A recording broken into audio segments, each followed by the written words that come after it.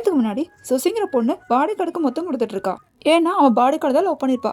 அங்க வந்து அவளோட சித்தியும் தங்கச்சியும் கல்யாணத்துக்கு டைம் ஆச்சு கீழே வா அப்படின்னு கூப்பிடுறாங்க. பாடி கார்டை பார்த்து இனிமே இவளை பார்க்கறத வச்சுக்காது அப்படின்னு மிரட்டுறாங்க. ஆக்சுவலா பார்த்தா இவன் பாடி கார்டே கிடையாது, இவன் பெரிய கேங்ஸ்டர். இவனுக்கு ஒரு நாள் அடிபட்டு இருக்கும் போது சுசிதா வந்து காப்பாத்திருப்பா. அடிப்பட்ட இடத்துக்கு கட்டு போட்டுட்டு பெயின் கில்லரும் கொடுத்துட்டு போயிருப்பா.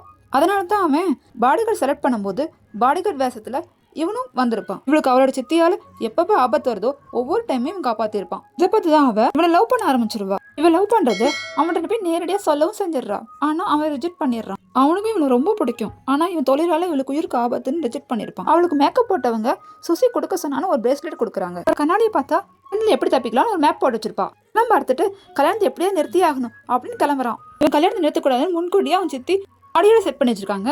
இவங்க எல்லாத்தையும் சண்டை போட்டு கடைசியாக அவன் கல்யாணம் பண்ணுற இடத்துக்கு போயிடுறான். கல்யாணம் எப்படி நிறுத்தினாலும் அவனும் யோசிச்சுட்டு இருக்கும் போது அதை பார்த்து அவ வேகமாக ஓடி வந்துடுறான். ரெடி பிடிச்சிருந்தா சப்ஸ்கிரைப் பண்ணிக்கணும். அங்கேருந்து 2 பேருமே தப்பிச்சு ஓடிடுறாங்க.